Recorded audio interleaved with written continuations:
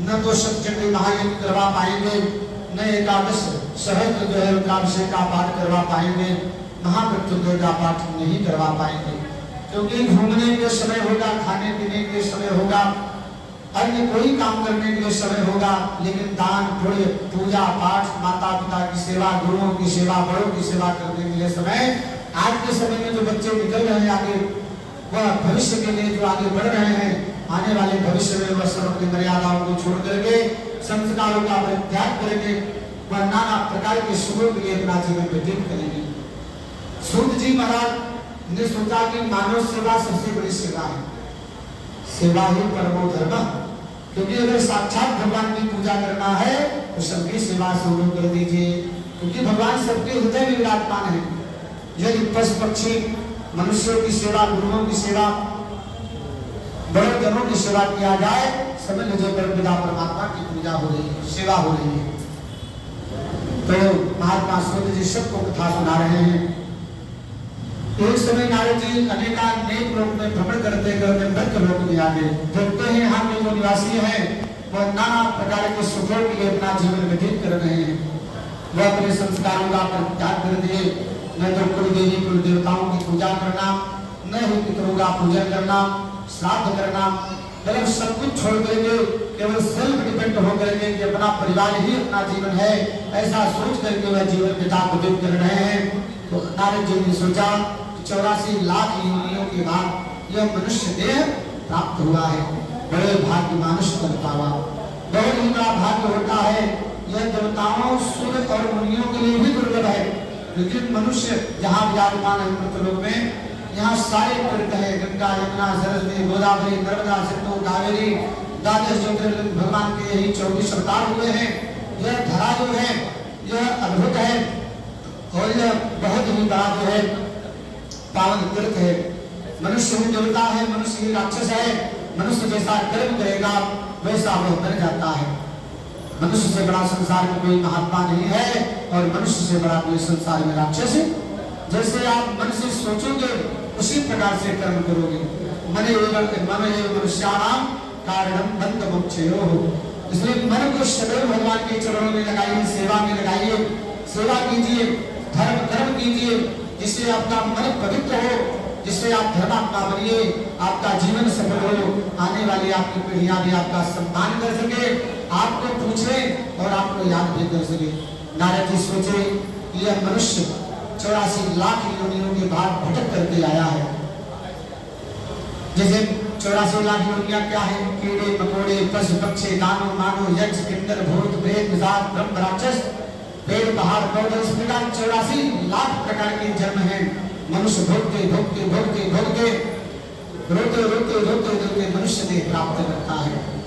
तो मनुष्य देह प्राप्त कर लेता है, सोचता है कि मैं संसार का सबसे बुद्धिमान पुरुष हूँ, प्राणी हूँ, जो चाहूंगा सब कुछ कर लूंगा, ऐसा सोच करके अहंकार की भावना से वह विचरण करता रहता है। नारद जी वैकुंठ धाम को गए, भगवान को साष्टांग नमन किया, प्रणाम किया, भगवान की अद्भुत प्रार्थना की, प्रभु आप निराकार है जिसका कोई आकार नहीं है, आप अनंत है जिसका कोई अंत है, आज मध्याह्न हेलाय निर्गुणाय रात्रे सर्वे सामान भूताय भक्ता नामार्थिनासने।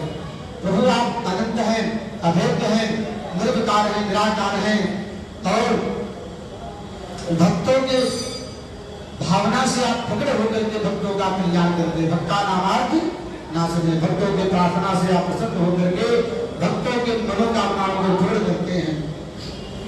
भगवान प्रसन्न हो गए, पूछा नारद जी किस प्रयोजन से आप मेरे पास आए हो, क्या बात है?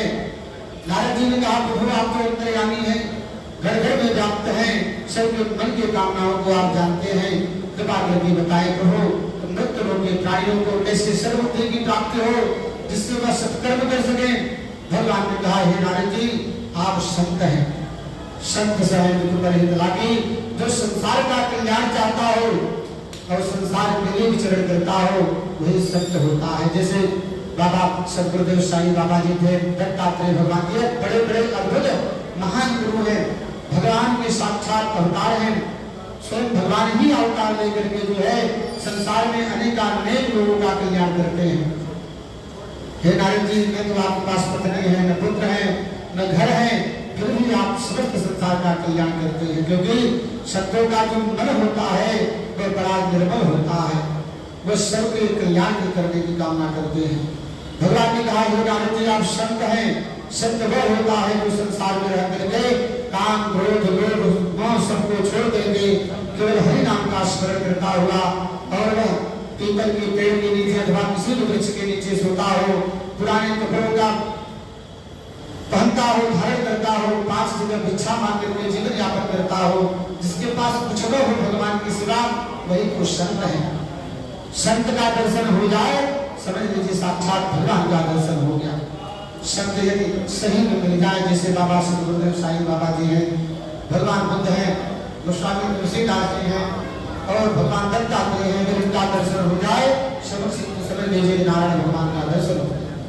भगवान ने कहा हे नारद जी आप चिंता न करें, मैं तो वैसे अनंत हूँ, फिर भी मेरा 24 अवतार हुआ है।